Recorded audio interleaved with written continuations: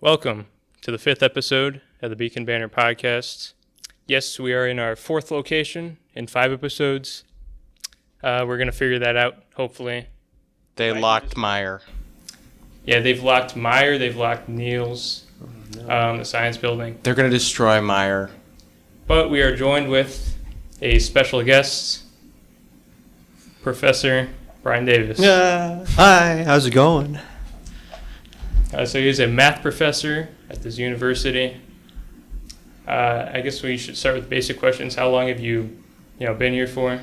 I've been on this campus since fall 2017, so it's actually been a hot minute finally. Yeah, it's a long time. Yeah, very good though. What do you teach mostly? Oh, I usually am running around Calc 1 in the falls, and then I'll run into stats in the spring. I do these self-paced computer courses as well, the Math 110, 111, 115.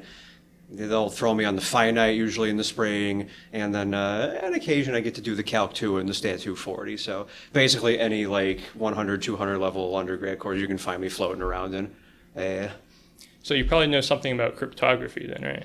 Not actually a whole lot, surprisingly. We didn't do too much cryptography when I was up and coming in the studies. So yeah, I think I just barely missed the start of that wave, unfortunately.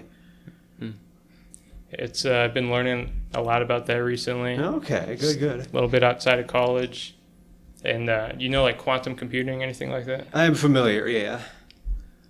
Is that camera pointed to me too, or is it Yes, just both of you guys. Okay. Not sure about its cone of I feel vision. like it's about in the middle.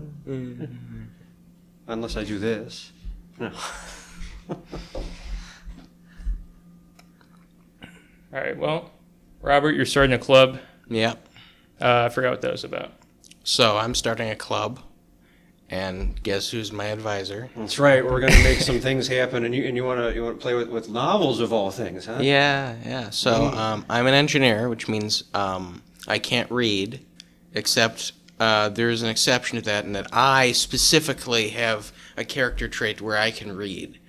It's wacky. Anyway, so I'm starting a club, and it's mostly to study and look at works of like Lovecraftian horror and stuff like that, and to take that and just have fun with it. Just look at different works and different authors that wrote different things, and maybe play some video games, watch a movie or two, and have fun.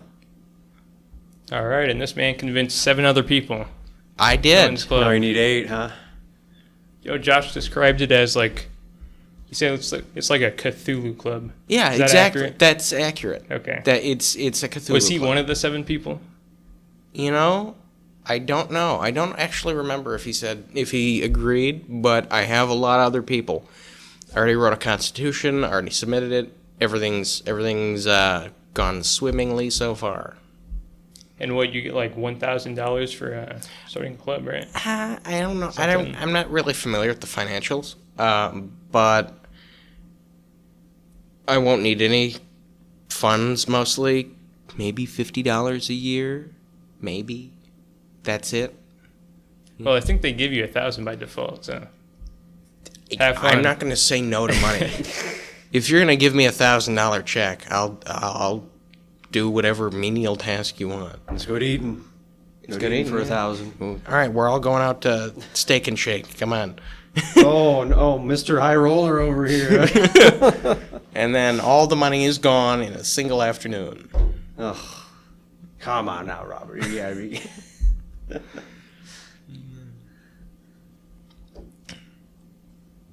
So I guess I'll ask you, because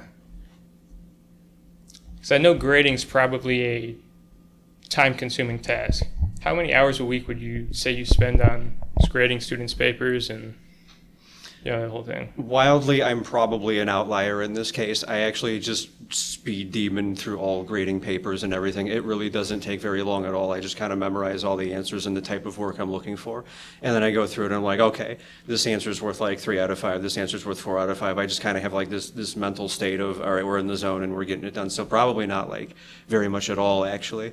And then, we kind of cheat every once in a while, especially in like the calculus and everything. We got like the web work. So I don't actually have to grade anything. thing on the web work. But yeah, no, exams and things like that, they're usually like done within a couple hours, if even that. Yeah. It's pretty efficient. Yeah, it's very nice. And I'm just like, okay, now this big pile of papers is gone, is done with, and then we can just ask some questions later on it. Yeah, very good actually. You do partial credit, I assume. Oh, absolutely. Yeah, I got burned one time, and then I'm like, okay, from forever now and more, I'm doing the partial credit thing. Yeah. I miscopied a problem, and I try to explain this in the best way.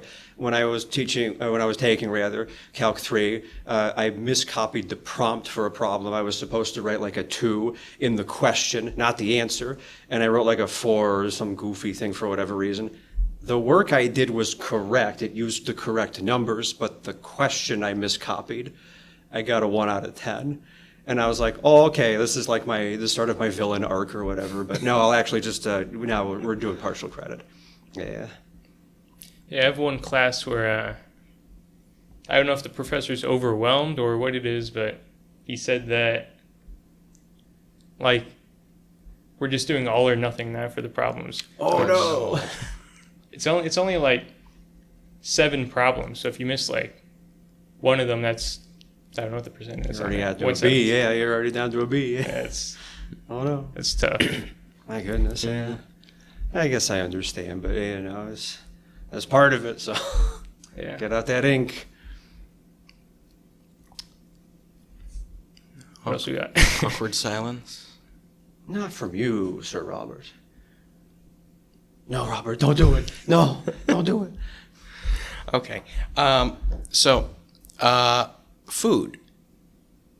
You don't go to campus food much I often. pack my own lunch. You pack your own lunch. A man after my own heart. I never ate school lunch myself. Yeah. Well, it's more about the price than about the Fair. quality. Yeah. Although I've heard the quality is also a problem. Yeah, no, the quality is a problem. Oh, you know what you told me? You told me there's a guy there that will make anything into a burrito. Yeah, there is. Is that a true story? It is a true story. So if you don't know this, to our viewers at home, our 2 viewers at home, or in a hall, probably in Brant or something, here is how you survive Founders. When you wake up in the morning and you go to class, and then it's time for lunch, when you go into Founders, you go and find whatever slop they're serving. Hopefully it's something that goes in a tortilla. If it isn't, get creative. You grab whatever you're going to put into a burrito. You go up to the middle sandwich area and you hand it to the guy and you say, I want this made into a burrito. He doesn't care, and he will make it into a burrito. And you can get whatever cheese you want, whatever sauce you want, and any extra toppings you want. And then go over to the spice bar and put whatever tahini or Tabasco or whatever you want on it. Now here's a fun challenge. You can go up to the guy. Hear me out on this one. You get like half a hot dog bun, a ketchup packet, a spork. Try to turn that into a burrito. Oh, he doesn't care. He will do it. If it won't cause a fire, he will put it in the press. He does not care. Oh, that's another thing. He grills it for you if you want. Wow. There's a panini press right there. Oh, man. So you get whatever you want. Just the other day, I took some chicken, some Parmesan cheese, and I crushed up some potato chips and threw it together into a burrito. I think I cut the roof of my mouth, but it was worth it. Was it, Robert? Was it worth it? Absolutely. I see. Understandable. You can have And that's at anything to Founders. burrito. That's at Founders. Okay. See, the way they make up for the poor quality is they just let you do whatever you want. So it like averages out in the end. I You mean, get yeah. bad quality food, but you get anything into a burrito kind of. Exactly. Yeah. So what I'll do, and of course the burrito thing only works on weekday lunches. But what I do is I'll take like a hamburger, knife and fork, cut it up into little pieces, then take whatever other garbage they're serving, maybe French fries, throw it together into a burrito. You can do that. They don't care. They don't care. Get creative. here's what I want to do. I want to just take one of those little paper bowls they give you or paper cups, the little things that you put ketchup or spices or salt in or whatever. Fill one of them with peanut butter, the other with jam. Go over to the sandwich island and say, hey, peanut butter jelly burrito, come on, let's go. Robert, do you maybe like burritos? Oh, I do. It makes things taste better. Okay. I don't know why. I don't know if it's the flour tortilla or if it's the active grilling it. Who knows? Clearly customizable as well. Exactly. Would you say burritos your favorite food? There's competition for that. Okay. Now, do you also eat the food here? I actually don't. I might have had something for like a convention we hosted in like 2018 or something, but yeah, so my memory of it is long shot. I have heard like legendary stories of this food over here in Founders and the Union and stuff though, so I don't know what the flid's going on here, but yeah, I don't know. Shed some light on the angst that is occurring over in that cafeteria, maybe. Oh yeah, so the first 2 weeks of classes this semester, it was uniquely bad. Really? Like, okay. uniquely bad. Like, every day you have 3 options for lunch and dinner. Hot dogs, hamburgers, chicken breast. All right. And you have 2 sides. French fries of either straight or curly, and chips. Okay. No That's potatoes, huh? No potatoes. For breakfast, you have either eggs or bacon or the little hash brown patties. Okay. And, like, that was the menu plus pizza on lunch and dinner. Okay. And that was it. There was no variation for 2 to 3 weeks, but the chicken that they served was consistently undercooked. Oh no. So, I don't know how much of a gourmand the people watching at home are, but al dente chicken is not safe to eat. So, unlike eggs, you cannot serve the mother of the egg al dente. Don't do it. Oh shoot! Here, I better write that down. I was gonna do that afterwards. So, someone got sick. Now, this is a rumor that I've heard. Someone got sick, and that caused a bit of a problem. Now, people have been sick before, but this was like the final straw of someone getting sick, and they just said, "All right, this is over. We're done. We're gonna start cooking the food, and we're gonna start giving the students other stuff to eat." From then on, like, you could tell the day it got better. You could tell the specific day, because that day, that for lunch we had ribs, properly cooked, fall off the bone. For dinner, we had... Oh, now I'm forgetting what we had. What was that, the lawsuit day? Yeah. I mean, it probably wasn't that day. They were probably preparing for it, like 2 days in advance. But, like, you could tell it got bad, and then suddenly it got better. Like, there was a vertical increase. It's like a step function. Exactly. Was this the ribs and brisket day? Yeah, brisket. So for dinner, it was brisket. Like, so for lunch, it was ribs. For dinner, it was brisket. Like, good brisket, properly made. Melted in your mouth brisket. It was unbelievable. I mean, it was gone in seconds from when it was put out. Yeah, oh my goodness, yeah. And they started to get more receptive to students wanting food, Wait a minute, these guys need to eat? Exactly. What? It's crazy. I was putting up sticky notes saying, I want chicken parm. Whoa. Every day for like 2 weeks. Guess what happened? Chicken parm. Finally got it, huh? Yeah. They do serve chicken parm in Yelly Deli, right around the corner, but it's not the same. It's not breaded. Probably like prepackaged stuff, I'm guessing. Yeah, it's just a chicken breast with a piece of, some Parmesan. They flopped it on there, basically. Exactly. Well, I mean, it's cheap, I get it, but sure, you want the good stuff. Yeah, exactly. I had 3 chicken parm sandwiches that day when they served it. I had 3. I couldn't walk. Speaking of food comas from earlier, oh man. Exactly, yeah. And they now have chocolate croissants at breakfast. You know what? I'm not going to argue. Those things are good. Yeah, sounds like a treat, yeah. Ooh. So do you advise like any other clubs besides the one that he's? No, I was supposed to do the TCG club at one point, but there ended up being a schedule conflict. So this will be my first go at it here. So don't screw it up, Robert. No. What's TCG? Trading card games. Okay. The grand world of like Yu-Gi-Oh, Pokemon, and Digimon, and the others that I don't care about anymore. Yeah. The myriad of different series that everyone's forgotten. Pretty much, yeah. Well, you can't forget Pokemon because it's like No, I think it's exactly. still the #1 grossest company in the world right now. I could be mistaken, but oh yeah, they're probably, I think they're beating Disney by quite a bit actually. So, yeah. Hopefully they beat Disney a little bit more, Every day they get some more money on the table.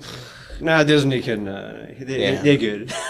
They're good. Disney will buy Pokemon in 20 years. Oh man. Yeah. I'd like to see that clash happen. Oh. See who survives that one. I want to see the lawsuits.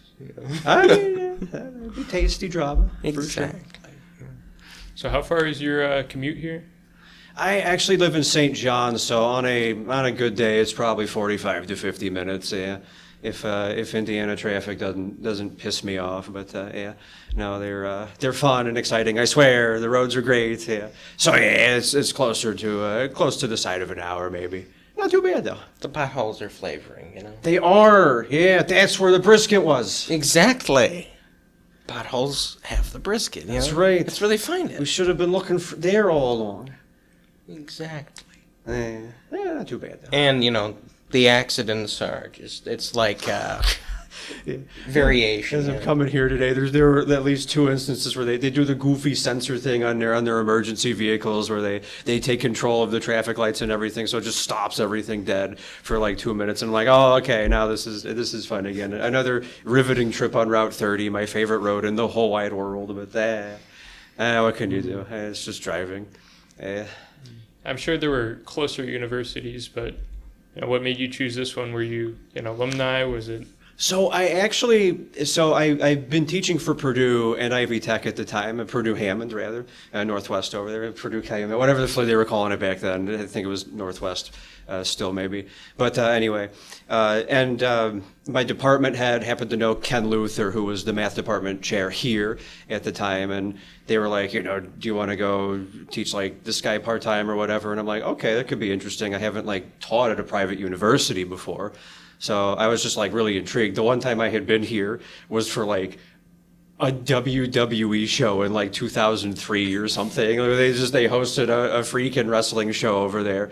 I don't even know, it might have been in the Union, but I don't even remember what building it would have been in. So I'm like, wow, I haven't been to this place in like 2003. I taught across the street over here at the other Ivy Tech, and I'm like, yeah, let's give VU a shot. And then I was here for like 1 semester, and I'm like, okay, so anyway, let's do this thing full time. And they brought me aboard, and so now I do this full time. And every once in a while, I'll still hang out at Purdue. I don't really do the Ivy Tech much anymore, but yeah, no. So I was locked in after just seeing this place for like 1 semester. So yeah, a little bit of a rambling story there for you. It's fine. You like after your office hours, I assume you host some. You just like immediately drive back? You hang around a bit? Yeah, every once in a while I'll find something to do here. I sometimes actually just walk around, get a little bit of exercise here, and then I'll just chill for a bit, and then I'll just kind of vamoose, and then we do it again the next day. So yeah. Just whatever catches my fancy. I remember, so that first semester I was here, I just remember like walking around and being like, I have to go see the chapel because like it's all shiny, it's got like the stained glass and everything. And I'm just like, this is just a very aesthetic campus overall, and I just have to explore it every so often. Yeah, I still haven't been to every building though. Yeah, don't go. You knew this. We had our final. I think were you the year that they had it in Niels? I don't remember where they. No, we had it in the meteorology building. Okay, yeah. Every once in a while, I'm just like, I don't know what this building is, and I have to have my final in this building, so I'll just, I don't know, I'll explore for a little bit and go find it. Yeah, no, it's very fun walking around, though. Yeah, that's the funny thing with all the science classes. It's always in Niels. Any exams are always in Niels. I have never had any variation. Physics, Niels. Chemistry, so far, all classes have been in Niels. I don't expect it to change, even though there's a chemistry building, True, yeah, okay. Why are my lectures in the physics building? Physics and astronomy. Just naturally, maybe. The lecture halls are over there are quite large, so I don't know. They just got enough students for that, or? I mean, and you'd think meteorology and astronomy would go together, but instead astronomy is with physics. What's going on? Coin toss. Exactly. I feel like they just played musical chairs. Okay, math and engineering, physics and astronomy, and chemistry, and everyone else, you can go into this building, and meteorology, you just get your own building, stay away from everyone else. Yeah. Hey, look, at least math and engineering is a combo that makes sense. I'll take that one. True. Sure. I've seen math paired with art in my day, so yeah. What are your thoughts on the program cuts? I know they cut quite a few. I forgot what they were, but they're like languages and the less important ones. Importance in air quotes, right? Depending on your perspective of what they think is important. Yeah, the one that really stood out to me is kind of like, because this place was basically known for the law program and everything. So when that was like one of the first ones to be dredged up and dealt with, I was kind of like, huh. That's interesting. You're taking the thing that you're kind of known for and you're not like hosting it anymore. So it's an interesting decision, so to speak. But yeah, the other ones, if they did good data mining and they found out, okay, we really don't, because I'm sure they did. Or only a certain percentage. Was it 3? Did they give you guys the data? I don't even remember if they. No. They might have said something like 3% of students will be affected by that. Oh yeah, they did. They said it was like 1% or something. Was it 1%? Okay. And like by affected, they mean like we're not going to let you graduate with this major you're not allowed to take this major if you are entering the school next year. Okay. But if you're a meteorology, meteorology they're keeping. If you were a theology major, you're not allowed to be. You're not allowed to leave the theology department and come back. Because you're like grandfathered in, but then they're not taking any new admittance. That makes sense. Yeah, sure. So you can graduate as a theology major, but you can't become a theology major. Right. Yeah. So that's it. And that applies to everyone on the list. So by affected, they basically mean you're an admitted student, but you're not actually taking classes yet. So like, someone who's coming in over the summer. I applied and I've been accepted, but I want to be a theology major. Well, no. Fair. Yeah. Okay. So then I guess to round back to your question, then it's always a risky move when you remove features from a university. But if they did the proper data mining, if they analyzed it well, and they think this is really the best decision, they want to save the university some money. Who doesn't want to save money? And sure, if they think that they've got that down pat, then I guess we'll see what the consequences are. There's always consequences, good or bad. So are we still going to be? Are we going to come back in 10 years and do this again? Who knows? Sure. Yeah. So mixed, I would say. Yeah, and the enrollment is, I believe, still going down. It is still I think decreasing. it's going yes. down everywhere, but it's still a It problem. did increase at Purdue actually the past couple of years. We Really? had, I want to say we had record enrollment in it was. I want to say it was 2022, not 2023. I think it was 2022. They believed they had record enrollment, or at least that was how it was described to me. I didn't actually get to see the values, but yeah. So I was shocked because, as you said, it was kind of like everything just kind of seemed like it was collapsing over here. That thing you remember, that thing that happened outside occurred, and things got a little less popular running around. So sure, yeah. I don't think I was here for that. Yeah. Wait, what year was that? That was last year. Oh, or no, wait, which part? You said the thing that happened that garbage that happened outside. That thing that gets you like demonetized on YouTube and whatever. Oh, okay. Yeah. the Magic 5 5-letter word that starts with C. Yeah. I just like trolling and making fun of YouTube and Twitch for Yeah. demonetizing people for saying the word COVID. Yeah. Oh, okay, yeah. No, I don't think I was not. I wasn't. No, I don't think I was. I'm forgetting, but I don't think we had any. Yeah, last year was my first time, my first year here. So Yeah, I don't think no, I would have had like the meme joke, right? Yeah. I call it that garbage outside. Or Yeah, whatever. Yeah. We have to use euphemisms to not actually say like words that everyone knows. Yeah. And you got to be careful because Big Brother YouTube is watching, and they'll take away your advertising revenue. We're gonna take away our advertising revenue. You know, I look forward to the day when we can't say jeans or something. Like it's pants that everyone wears, but jeans. You know, I don't know. Maybe someone's jeans were a little too tight and they lost both legs because of it, and now we can't say that. That's right. It just takes one bad case. That's why you got to protect Exactly, yourself. you know. You got to protect yourself online too, which is why this podcast has This been brought to you sponsor. by NordVPN. No, okay. Now, Robert, you have previously run for the Student Senate Mm-hmm. and lost, but you did run. Do you anticipate perhaps a run this year, perhaps I have no idea. even for the Senate president for your senior year? I have no idea. I'll leave you in suspense. No ambition? I'll leave you in suspense. Okay. You don't want a rematch with who? So who took it, Lucas? Well, Lucas, he's always been winning, so Okay. No rematch with Lucas? it's not really between me and him. Oh. It's between me, him, and everyone else. Oh. Yeah, but we could advertise it as like a main event attraction or something. They were both Sell in my calc. tickets. They were both in my calc class, and they would always sit next to each other and hang out. So I'm like, this is like the perfect matchup, you know. This is Robert versus Lucas, and so yeah. We could sell tickets. We'll have debates and things, and then I'll lose because no one knows how to vote. Oh, you can't call out the voters. Don't listen. I think that'd be a great idea to do Senate debates. It's only like insult. It's nothing important.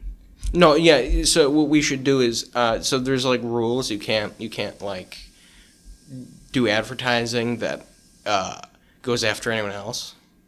You can't like mention other people in your advertising.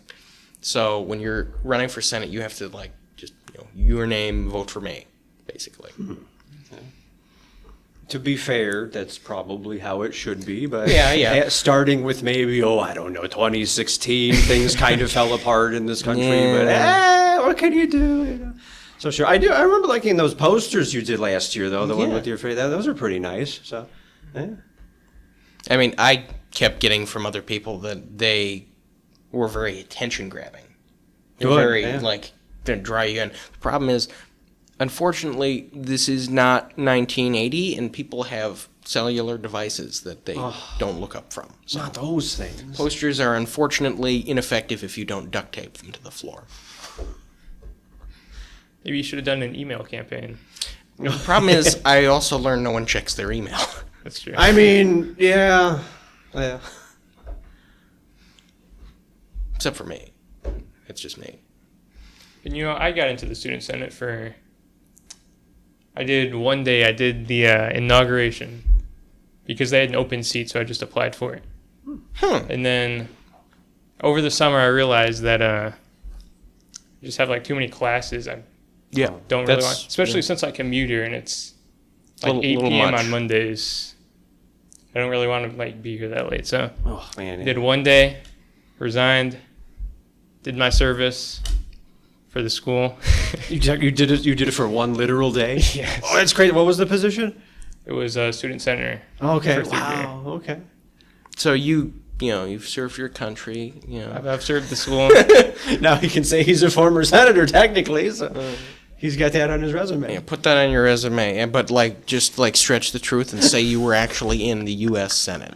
Oh, they can figure that one out if he's like 20 or something. Oh, I'm sure you could become a senator at 20. Oh no. You just have to try really hard and maybe lie on your birth certificate. You're on to something. No. I was born in 1960. No, You're somewhere around Feel like I'm 20, maybe 22. There you go. That's the strand. So do you think that you'll be at this college for 10, 20 years, or do you think? I will Probably. basically be here until they kick me out. I have decided if I want to teach anywhere full time, it's basically this place. Yeah. And like I said, it was a very easy decision in my first semester. I'm like, okay, this is the place I want to try full time.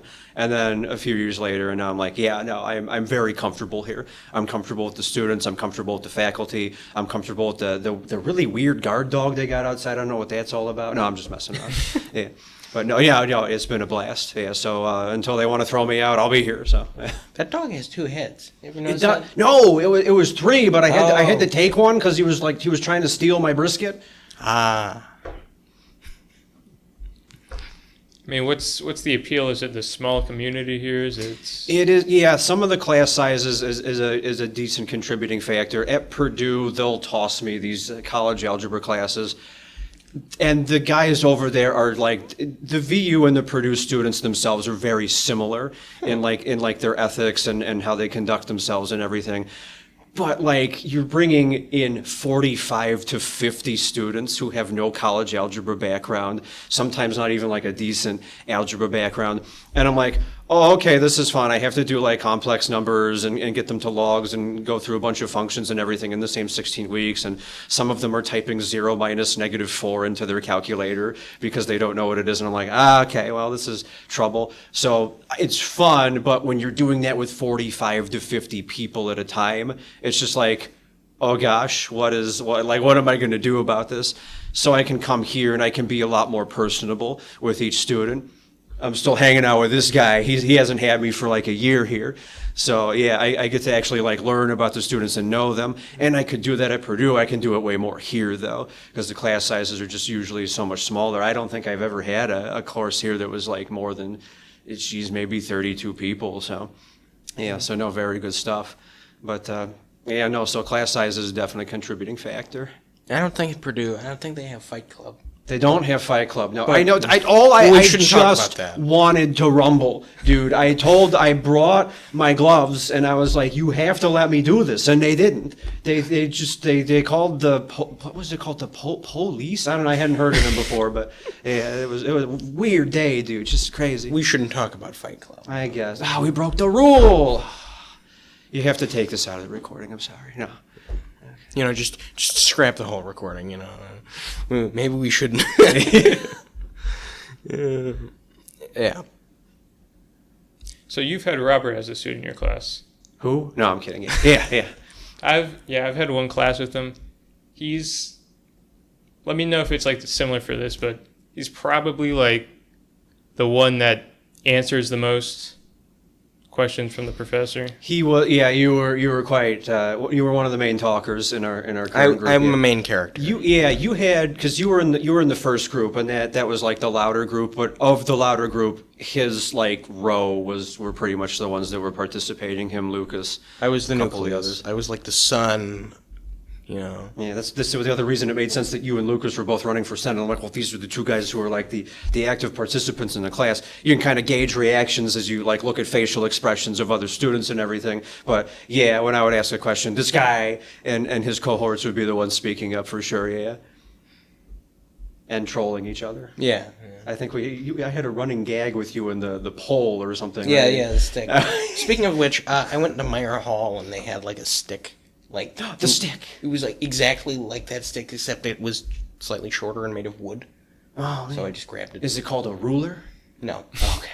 Not that kind of stick. Okay. No, it's actually one of those like for adjusting. Okay, the so blinds. there's the blasted pole. Yeah. So, but it was just on the floor, so I just grabbed it. Okay, sure. I mean, you're gonna. And you were blow like, I up better the building prepare for anyway. Professor Davis because he's coming. Exactly. I mean, you're gonna blow up the building anyway, so I might as well just take pieces of it as memorabilia. I guess. You can pawn them off on eBay or something. Exactly. Like this is an original Meyer Hall blind adjuster. That's right. You can use it It's as signed too. It's authenticated. you can use it as like a walking stick, There you go. or just like I don't know, break one of your windows with it. True. Yeah, I don't like those things. They're made of glass. Yeah. It's weird. Personally, I just put some wood over it. Yeah, there you go. Put one of your posters for Senate. Yeah. We don't even need the glass. Just use the posters. Or just take the glass out and jump through it, True. Jumps in on the top side, out the back, out the bottom, go in a circle. Okay.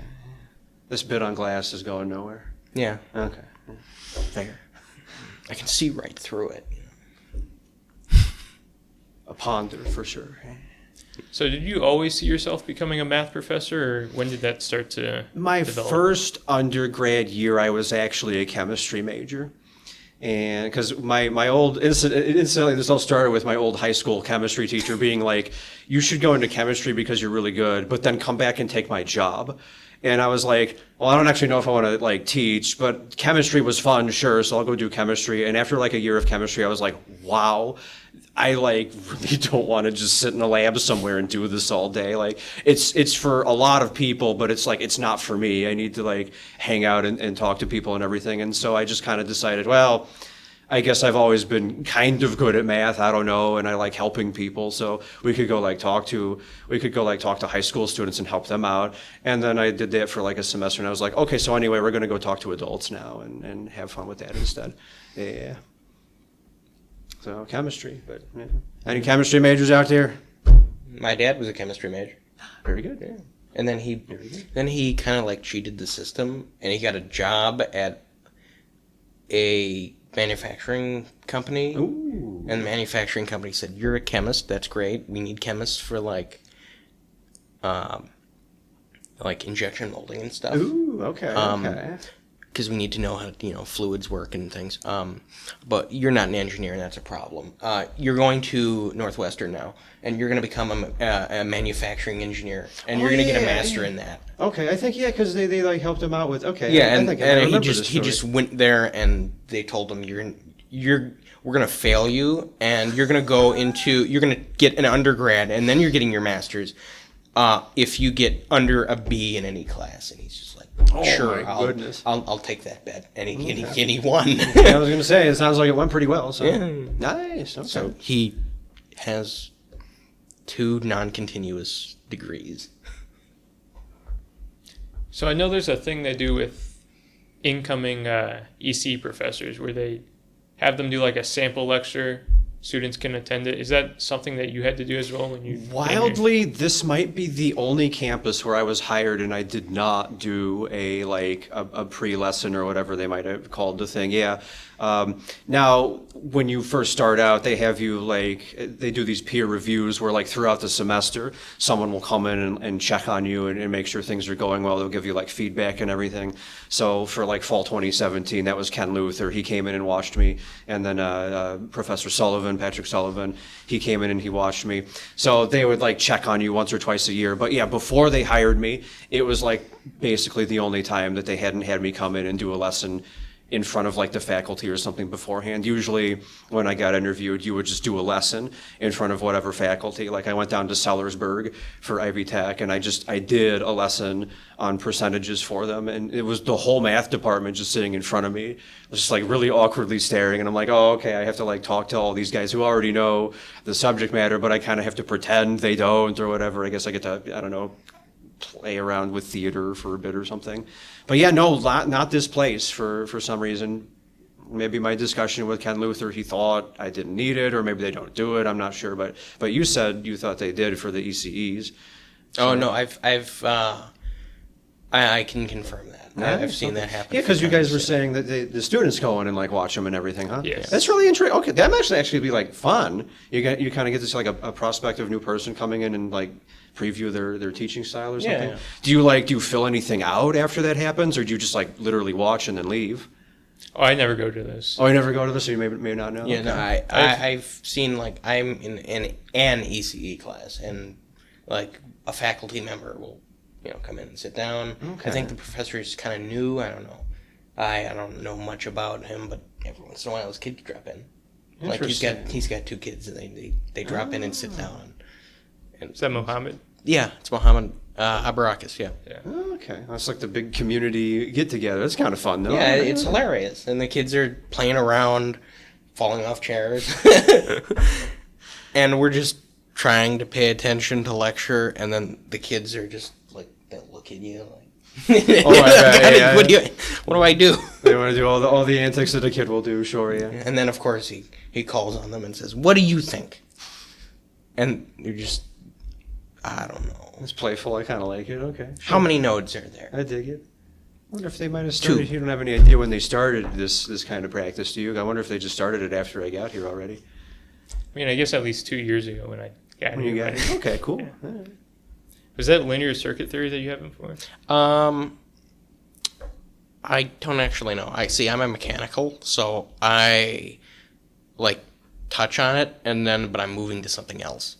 So I don't know what I'm. You don't know the class name? I don't pay attention to these things. I'm just I get through it. I'm moving forward.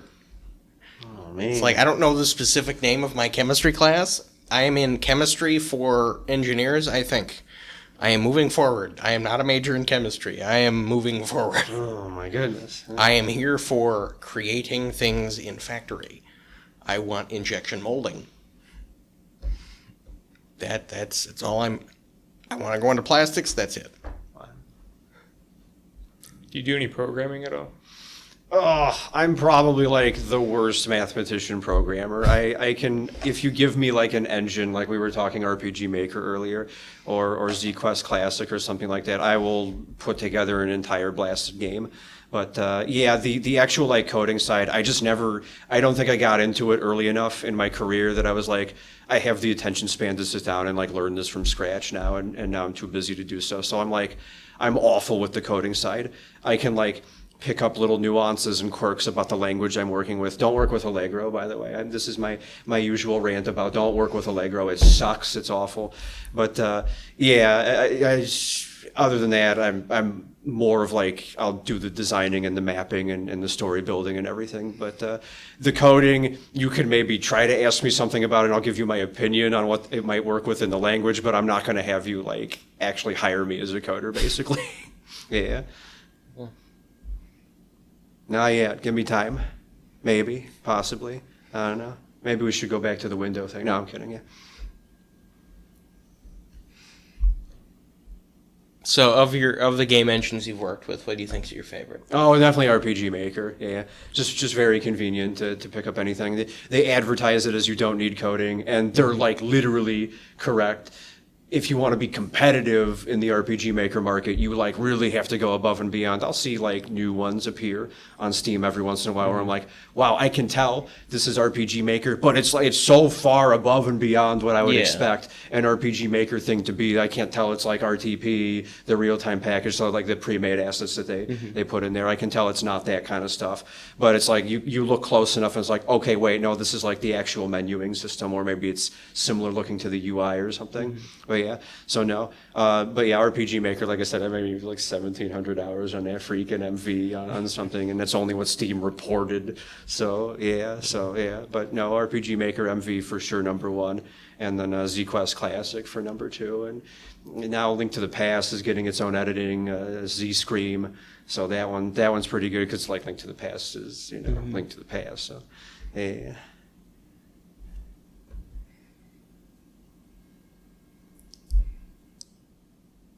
What do you think is your favorite RPG Maker game? Oh, so let's see. I played To the Moon, which is kind of like the quintessential classic. And ironically, I played Quintessence, which was one of the really older ones. So speaking of like the word quintessential, yeah, Quintessence. I don't actually think got like a formal release though. I think it was just like when we were all looming around the forums back in the mid 2000s. So like Steam didn't have you uploading like RPG Maker stuff back then. So To the Moon is the one I can remember off the top of my head. There's a steampunk one it's Skyborn. Skyborn was a very good one. You play as like a steampunk girl, but it has like that old school 90s, 2000s RPG feel and everything. It's a bit short too. It's not like a full-blown JRPG or whatever, but I thought the comedy was on point. The gameplay was pretty good. So I would probably have to vote either To the Moon or Skyborn. I'm like losing the names of some of the others I played. Helen's Mysterious Castle was pretty good. I think that one might have been made, that might have been made in RPG Maker 2000. Some of the really like crazy ones that that just kind of like they continue on over time, or they get releases over time. And then one that I'll give a giant shout out for is a one I didn't even play, but I watched. It's called Witch's Heart. And that one I also think might have been RPG Maker 2000, but the creator was like updating it as recently, I'm pretty sure, as like last year. It's just this kind of haunted house sort of feel, but there's a lot of layers to the stories, and it's a time loop kind of thing with 5 characters basically deciding who does or who does not murder the main character, and you kind of go from there. But yeah, so there's just a few of my like top picks, and obviously you've got some of the classic horror ones like Ao Oni or something like that. I think everybody's heard of Ao Oni if you're in like the RPG Maker scene. But yeah, I have a few copies of it, like offline copies. A few, I believe you. Yeah. Didn't they like remake that recently? Yeah, or I think something? they did. Okay, that's cool. What's that other one that they remade? It's not Witch's Heart. It's like Witch's House or House of the Witch or something.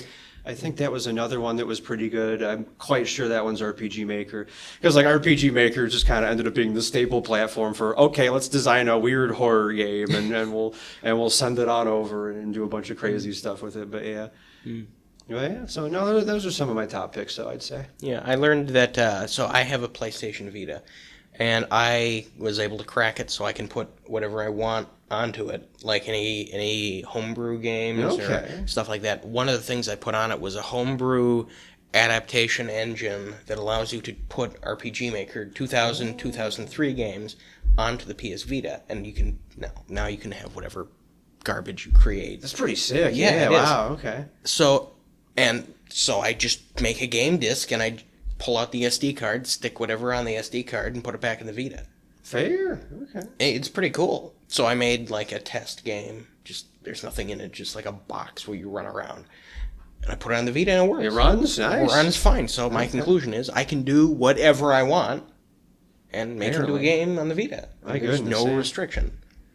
Man, and you can export. So because it's like jailbroken or whatever. I don't know if that's the proper. Okay. Yeah, it doesn't matter. I mean, but it took me an arm and a leg to do that. Oh, I'm not even kidding. It took me like a total 6 hours. I followed every tutorial, and then I launch it. And that took alone an hour. Wow. And then I launch it. It works fine. Restart, and it just like factory reset itself. Ooh. And now I have to do this all again. Oh. But I got it to work. I got to stay.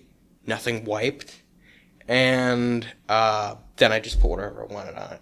Okay. And I've got like half a terabyte SD card. And it's just filled with all these different like games and stuff. I mean, it's not full, but it's like a quarter full. Okay. How many? It's a lot of stuff, Robert. I know, it's a lot of stuff. I don't know why. I just like I wanted, so I just went to the infinite library that is the internet and just started grabbing stuff and throwing it into my digital shopping cart. For that amount of disk space, you might as well just install GTA. You can do that. It also has a PlayStation Portable emulator that you can install. So I just loaded whatever I wanted onto that, and you can make custom bubbles for it. So you can just like, I want to play a PSP game today. Launch. Man, you're sick. Yeah. So it's like forced backwards compatibility with older handhelds. Okay. And you can do like, you can also do like Nintendo DS stuff. Oh man, okay. You can do whatever you want. It's really an underrated platform. That's why the Japanese are still making games for it. Fair, yeah. The one you're kind of turning into the all-in-one emulator over here. Yeah, exactly. The one I own is actually a refurbished one from Japan, and it's in nice bright orange too. So guy just said I'm done with it. I factory reset it. Here it is in the old box. Did you like eBay it or something? Yeah. Got it off eBay. Not bad. And he shipped it. It was like $10 shipping. Somehow. That works. Yeah, it works. Well, as a math professor, you do any investments in like stocks, crypto, anything like that? I don't do crypto. I will invest primarily in Treasury Direct. My opinion is kind of the government won't screw itself. It runs government organizations. So And my recommendation about that is it's not state and local taxable. You only have to report it on your federal taxes. But yeah, so I'll invest in Treasury Direct primarily. You can get close to like 5.32% on returns and everything. So it's not anywhere near like as volatile. Like for those of you who might be interested in like the risk reward system of something like crypto or whatever. Invest wisely, by the way, just be careful. That's my only thing. I'll make fun of crypto as like a mathematician, statistician, but as a normal person wanting to make it in life, I get you. I understand. Just invest wisely. But yeah, so it's not as big of a risk reward system, but it's kind of more like a consistency thing for me. I kind of have an interest in the stock market, but that's something you have to like sit down and really like learn, in my opinion. So I probably won't float there any time soon, but yeah, I just kind of hang around and get payments from Treasury Direct every 13 weeks. So, yeah. Huh. What's Treasury Direct? Is that okay? bonds? So it's basically like you can buy like series bonds and things from the government, and they'll run around and do things with it, and then they just pay you out interest every like so often. So I've been buying these 13-week bills, and I'll just reinvest every 13 weeks. So they take your money and they do whatever the flit with it. Who knows? It's the government, and then they'll pay it back to you. They'll pay back like the difference in interest to you, and then once it stops reinvesting, they just dump the rest of it back into your account. So in a way, this isn't like literally what it is, but it's kind of like a bank. So, they take your money, they pay you interest on it, and then when you're done with business, they give it back to you. It's kind of like a decent analogy, I guess. Yeah. What's like the percentage yield on that? Close to actually 5.32% right now. Okay. Yeah, which is way better than you're going to find in any like plain bank account at this point. I think the BMO Harris in St. John was offering like 0.06% or something like that. And I'm kind of like, yeah, so my money's just kind of sitting here doing nothing. It's time to float around online. And yeah, Treasury Direct, again, was just kind of like my consistent go-to because I'm like, they're not going to shut this down. It's run by the government. They're not going to, as I, not so eloquently put earlier, they're not going to screw themselves, basically. So yeah.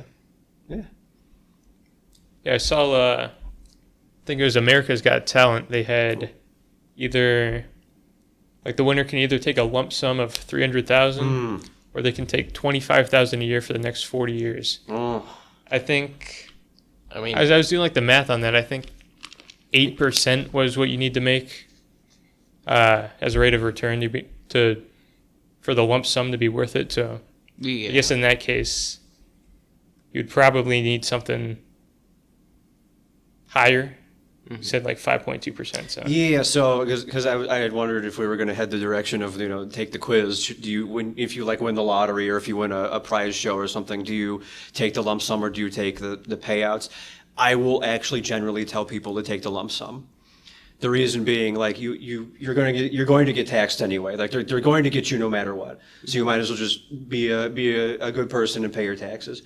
You then, however, have the money to do with as you please. If you're taking the $25,000 a year, you're not paying as much tax on it, right away. But if I had, you said what, 300,000? Yes. Okay. If I had the 300,000 right away, I can then do something with all 300,000 of that money right away. I don't have to wait for you said, 40 years for the 25K. You said they were paying now. I'm like, yeah. So okay, yeah. So I don't have to wait that long. So there's like checks and balances on both sides. Some people don't think they can handle all the money at once, and some people are just like, I just want to have the money to play with it. The one major argument that I hear for not taking the payouts and take the lump sum is the payouts are not like conducive to dealing with inflation, but you can make something out of that $300,000 if you have that right away, and maybe you can a little better keep up with inflation. So yeah, so even though I think the perspective is good on why you can take the payouts, I would take the lump sum every single time myself personally. Yeah. So just something to consider. Yeah. You have to play games of money. Then you can buy all the croissants you want, Sir Robert. You know what? I am an easy man to bribe. If you give me food, I will... you know what? If I get elected to the Student Senate, You give me food, I'll do whatever you want. I'll vote on whatever you want. I'll vote how you want. Just like if you put a nice chicken Kiev or something in front of me, yeah, I'll vote on whatever you want. I don't care. They're going to play this clip in the debates. Yeah, they should. And you know what my response will be? I like food. And that's it. I just get up and leave. I guess he's the one politician telling you he can be bought. I don't know. I can be bought. Just like food is my only price. I don't care. And it doesn't even have to be expensive. Like you give me some donuts and a nice cup of coffee, I don't care. I don't care. As long as I can have it, like while I'm voting, I don't care. Fair bet. Nah, I'm kidding. I have morals. I have morals. I have morals. Don't listen to him. But, yeah. Speaking of games, what's your favorite? Speaking of games, this guy comes around. My favorite game of all time is Skies of Arcadia for the. I played Legends on the GameCube, but it was originally on the Dreamcast in 2000 maybe. Yeah, so I'm a boomer gamer, in other words. But yeah, Skies of Arcadia for sure. It's Air Pirates JRPG kind of Sky Island sort of feel. It's got every bait I could possibly want in a game. So I'm a big Sky Island adventure guy. So yeah, Skies for sure. You ever played Skyrim? I have played Skyrim, yeah. I was actually, for like a little bit of my career, I was like the Oblivion guy. And so then Skyrim came out, and then I wasn't the Skyrim guy anymore because it was so mainstream that like all the other YouTubers and everything, they picked up the meta, and they knew how to do like the mod reviews and stuff. But yeah, so no, I put way more time into Oblivion than Skyrim, but I did do Skyrim. And then I did check out Morrowind for a while. Yeah. For a while.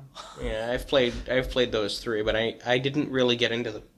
I mean, I'm a little too young. I'm not really hip with the older generations of like Elder Scrolls 1, so I didn't really pick that one up. Yeah, I couldn't really figure out the controls. I mean, that's fair. The controls even were my problem with Morrowind. I'm just sitting here like, I'm clearly bashing this guy with the sword. Why are they rolling a dice to determine if I miss or not? This is like, it's like too D&D minded for me. Yeah. Where I'm just like, I want to just run around and bash things and Exactly. and have fun and screw around. So I'm like, okay, well, this probably isn't the one for me. But yeah, so Oblivion and Skyrim were great though. So. Yeah, I've played Morrowind, Oblivion, and Skyrim, but Oblivion's, I think it's kind of up there in comparison to Morrowind because it's easier to like get into, but it's not as it's not as clunky as Morrowind. No, certainly not. Morrowind was clunky, and it's so much better with its. I actually like it more than Skyrim with its control stuff. Do you? Okay, but I don't like you have to press X to throw magic in. It's kind of that's on me. But I do like the. I don't know. I think it's just better, except it has like a few weird controls, and smaller map. When you have a small map, sense of wanderlust, you want to see new places. Exactly. Skyrim's kind of tiny too, but yeah, that's why Breath of the Wild worked. I was like, okay, all right, now I get to play Zelda, but I get to go wherever the flit I want to go. And exactly. Yeah. I mean, if I think they determined that a Minecraft world is like bigger than it's like about as big as Jupiter or something. Like if you actually like say okay. The average human is 2 meters tall-ish, so we're going to say that the average block is like 1 square meter. Okay, how many blocks are in a Minecraft world? Okay, it's like slightly bigger than Jupiter. Okay. I don't think I actually knew that they put a cap on the world. I thought you could just kind of keep going. No, I mean, I think earlier versions of the game, which is what they're going off of, are... they have like a wall around it, so it doesn't generate too much. Okay. So that there's nothing beyond that wall, you can't go past it. So if you cut everything around that, cut everything inside that wall, force it into a cube, and then turn that cube into a ball, it's about as big as Jupiter. Oh, cool. Okay. Bigger than Earth. I guess thinking about it, I remember a time, I'm not sure if this is modern Minecraft, I do remember a time where if you went far enough out in the world, the gen would just totally glitch out and make these really awkward looking walls or something out of like a liminal space, kind of horror movie or whatever. Okay. I haven't played the earlier versions. 1.12.2 is just the best version. There's nothing better. Oh man, I mean, I was a beta baby. I played the beta, and oh man, it feels like it's been so long ago. You want to talk like ultimate gaming though? That I like. I'll be like an old school, diehard Nintendo, PlayStation, Xbox guy or whatever, and now PC gaming. But I'm like, if you want to talk like what game makes like the largest impact, Minecraft has to be in the top 5 of like all time. It's actually crazy what Minecraft did for gaming, not and just like, you know, because we like use it for teaching now and stuff. It's crazy. They had Indianapolis had like a whole Minecraft museum a couple of years ago and it was just used for like, I don't know, teaching kids things and whatever. And I'm like, when would you ever have seen this with like Mario or Zelda or Sonic or something in the 90s or whatever? We didn't even have toys for Mario, Zelda, and Sonic in the 90s. We had to make our own. There's my boomer story for the day. So I'm like, gosh, dude, you know, it's insane what they've done with it. Yeah. I mean, I think we've got Minecraft, GTA, Skyrim. Those are like the new guard. Skyrim good games. Blew it up. Minecraft blew it up. And yeah, you're right. GTA 5. Yeah. They've been limping off of GTA for like what now? When did this thing come out? It was like 2012? 2011. 2011. Oh my goodness. I think it was 2011 was Skyrim and GTA both in the same year. Or maybe 2012 was GTA, I don't know. I guess it's somewhere like that. But yeah, they've just been riding the coattails of that for you get all the memes online. This happened before GTA 6 came out. I know we finally got like the teaser or whatever, but it's like, dude, yeah, that was the meme for the longest time. This relevant world event happened before GTA 6. They announced it so early, too. It's like, why are you telling me you're releasing this game in 3 years? Yeah. Dude, you're still giving updates to it, the one that came before it. Why did you announce it? Oh, man, you want to talk fake hype? We were talking about Elder Scrolls. You remember, what was it, 2018, 2019 at E3, where they gave you that like little 7-second trailer of Elder Scrolls 6? And it was just it was nothing. It was a mobile game or something. It was meant to pop the crowd, basically get a noise out of them. And then then they wasted everybody's time by announcing, what was it, Elder Scrolls Legends or something, which I incidentally think was a card game. So yeah. So anyway, my real point of the discussion here is Bethesda sucks. No, I'm kidding. Todd Howard is a liar. Tell me lies, tell me sweet little lies. Yeah. It just works. We've approached an hour, so I guess I'll rattle off my final question here. Sure. You see being a math professor as like kind of like the peak of how far you I mean, I guess you can have like salary increases, you can have tenure, but you see any further position or any different position in like what, in like 50 or so. Well, I mean, not 50 years, but yeah, 15. I don't know if I'll make it another 50 years over here, Boomer, Mr. Davis. Oh, you could try. I suppose if okay. Maybe if I'm not jumping through windows and eating croissants all day, whatever the flip else we've been talking about. Anyway, so do you mean like in education in particular, or like in any profession, you see being a math professor as the one that you will retire as? I see. The reason that this works for me, like teaching, being a professor, whatever you want to call it, the reason this works for me is because I can do other things on the side. Like I can write, I can game design, I can meme around with my buddy Robert here. It gives me the opportunity to do what I like in life. And so, in my opinion, I have not really had a reason to look elsewhere. I'm very fulfilled just hanging out with my students and getting to chat with them. And I can try to like convince them that yes, math is useful in their day-to-day lives, but maybe not like all the time. I'm not going to try to be like a lying ponce or something. I'm not this guy running for Senate. No, I'm kidding. You're not always going to have a calculator in your pocket. Yeah, you might not. Yeah, I know. No, yeah, you're not. There's no such thing as a machine that you can just use in your day-to-day job. You have to take this derivative like with your head or whatever. Yeah, no. But I just have so much fun, to get back to the question. I have so much fun with this teaching gimmick here that I'm just kind of like, at this point in time, I really do not see myself doing anything else until like retirement age, besides like, here's my main job teaching, and then I can go mess around on YouTube, Twitch, and game and write and whatever the flit else that I might want to do. But this is where I have found that I belong, and I'm very happy. And as long as the students are happy too, I'll keep going. If they ever end up dissatisfied with me, I'll know that my time has come, and then it is time to go. So yeah, so I will pick this as to kind of finish up our question here. Yeah, this is it. So in 20 years, you're gonna discover that you don't like being a math professor anymore, and you're gonna just like you're gonna retire, and then you're gonna become like a full-time game developer, and we're gonna have to see like the story arc just change. That's right. Yeah, I know. Yeah. Quote this in like 5 years when something bad happens or whatever. No, You just become like this angry old man who works as a game developer. I know. And I'm going to get revenge for everything bad that happened at VU. Yeah, no, I don't think so. Yeah. So no, so that's at least my confident statement for you now. I don't see any reason that anything would change. Yeah. Do things change? Sure, but I like to live life in the moment. So they tell you, and you guys will come up on interviews eventually, and they might give you the goofy, where do you see yourself in 5 years or whatever. I understand why that kind of questioning is important, but I'm also kind of like, but this is like really fun now. Why would I need to change anything? Both sides are valid. So yeah, just something to keep in mind. But yeah, aces, if I happen to be floating around here in another 30 years, I think I will have done pretty well for myself. And hopefully I will have done just as well for my students. Where do you see yourself in 5 years? Playing video games. Screaming at Nintendo for the next Legend of Zelda debacle? Yeah, no. exactly. Okay. Well, I think that's all we have for today. Thank you for coming out here. Thank you for having me. It was a grand old time. And that's all. Bye.